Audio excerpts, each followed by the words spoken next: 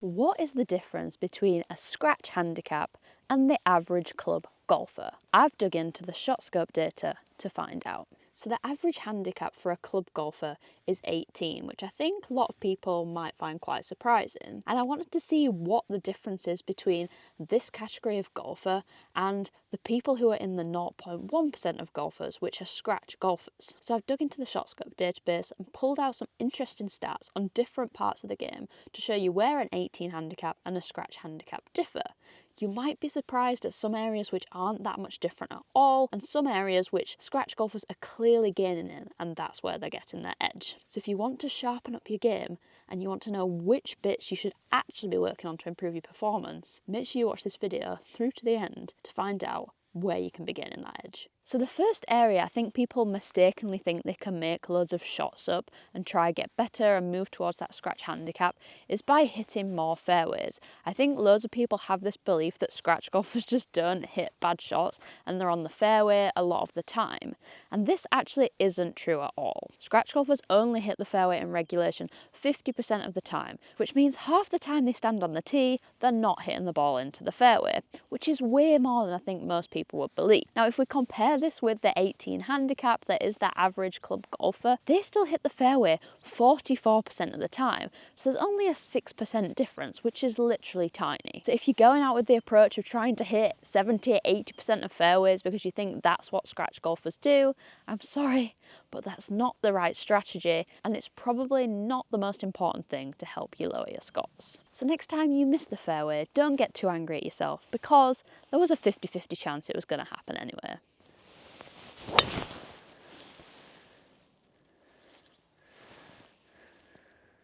And if you hit the fairway, you should celebrate, because statistically, that's a better than average shot. Thumbs up to me.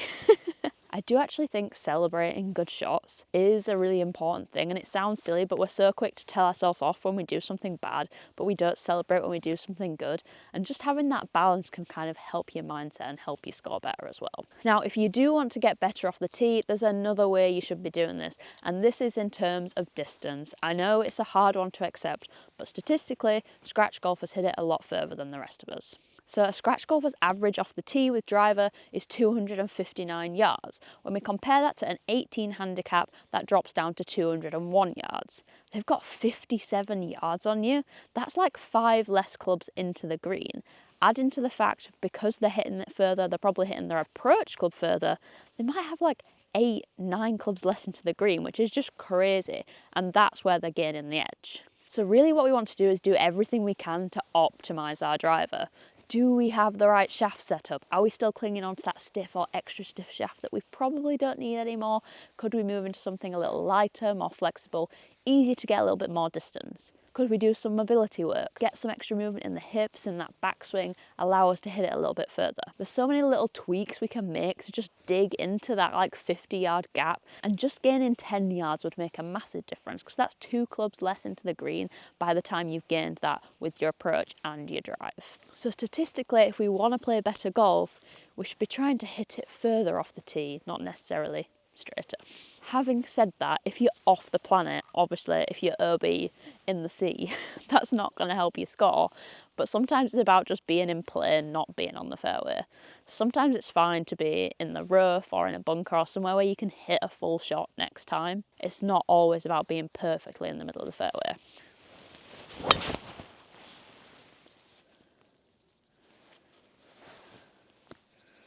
2 out of 2 in the fairway, statistically better than a scratch golfer. I tell you what, if there was somewhere I wanted to come and hit loads of drivers and do some speed training, it'd be on this tee. I'm on the 13th hole at Alcanada Golf Club in Mallorca, and it is absolutely stunning. Like, I can't get over it. While you're here, I would really appreciate if you could hit that subscribe button.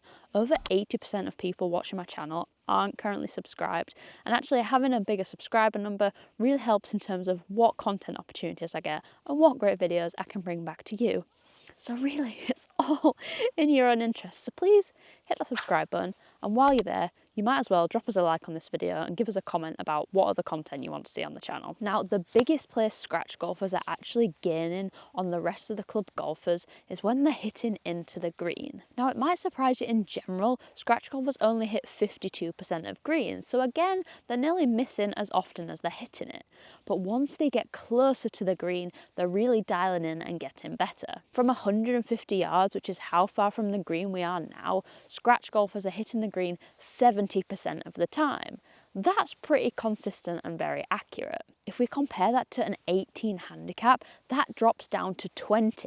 Suddenly, compared to that 6% loss in accuracy we saw off the tee, we've got a 50% loss in accuracy, which is absolutely huge. Now, if we look at the reasons for this, generally scratch golfers are better at getting the ball to the green.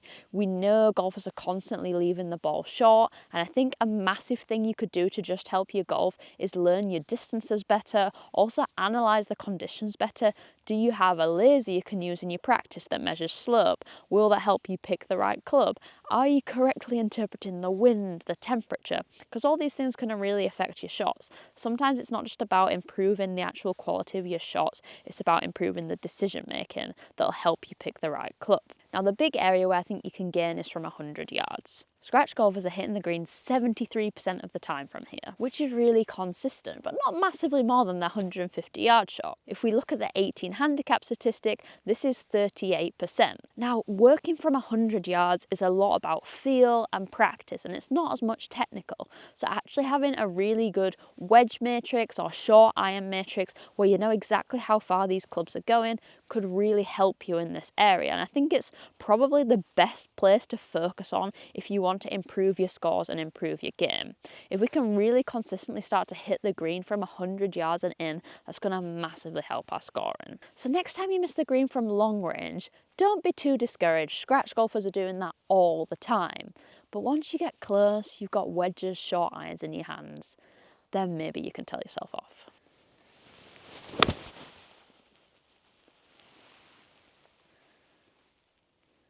Remember to congratulate yourself when you hit a good shot. That's on the green with a 7-iron from 150, so I suppose I should do that. I'm off +2. Getting up and down is another huge area where I think people think there is a massive gap between a scratch golfer and an average club golfer.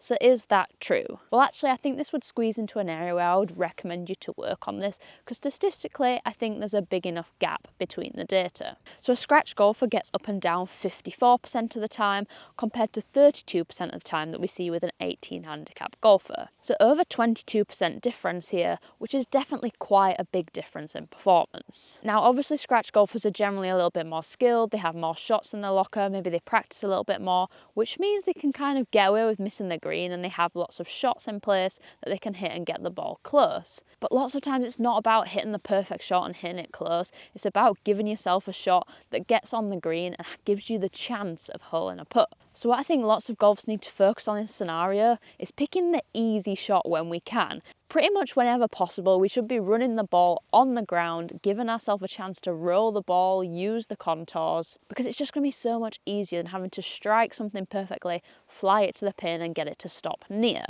So instead of using your lob wedge all the time, I'd really recommend putting it if possible. We know if we look at the short scope stats, you get up and down most when you use a putter.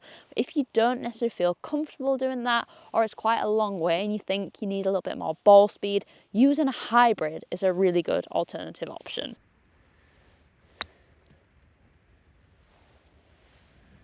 This is just really easy to get a good ball speed, get the ball moving towards the green, give yourself a putt at that up and down. Now, this is not just a shot that's for high handicap golfers. Justin Rose actually did this at the Pebble Beach Pro-Am the other week, and he holed out for fairway wood using this technique for eagle. So if it's good enough for the pros, it's good enough for us. If you want to get nearer to that scratch mark, we need to get up and down more, but don't make it complicated. Keep it as simple as possible. Get the ball on the green, somewhere near, and give ourselves a putt. The last thing I think people think about scratch golfers is that they're constantly holing putts from everywhere and all distances. But if we look at their average number of putts they're having on each green, so their average putts per hole, it's actually 1.66, so much nearer the 2 mark than single putt in every hole. You've got to remember they're missing 50% of greens as well, so a lot of the times when they're near a 2 putt in, that's after chipping on and being fairly close. If we compare this to an 18 handicapper, their putts per green is 1.83, so less than 0.2 of a shot difference. If you want to lower your scores, you don't necessarily need to be having loads less putts per round, but you do need to be having less putts in certain categories. When we're this far from the hole, it's really all just about getting the ball as near to the hole as possible to make that second putt shorter, and actually what we should be focusing on is holing more short putts inside 6 feet. And really, if you were going to go and do some putting practice and work on your game, all I would tell you to do would be to go inside 6 feet, set up tee pegs at 1, 2, 3, 4, 5, 6 feet around the hole, different breaks, work on holing them, then move out to like 30, 40 feet and simply just practice getting the ball inside that 6-foot circle. We don't need to hole more long putts to be a scratch golfer. From 30 feet, scratch golfers only hole 7% of putts. That means they could stand at 30 feet 100 times. They would only hole it 7 times. You can't go around working on stats like that. You're just not going to see the improvement. And actually, an 18 handicapper holes it 2% of the time, so there's really not that much difference. We need to eliminate the 3 putts to keep that putts per hole down near that kind of average mark, but what we need to do is hole more short putts. Scratch golfers are holing 76% of putts inside 6 feet. If we compare that to the 18 handicapper, that drops down to 44%, so over a 30% difference. So if we want to lower our scores, roll the long putts close and then tap the close ones in.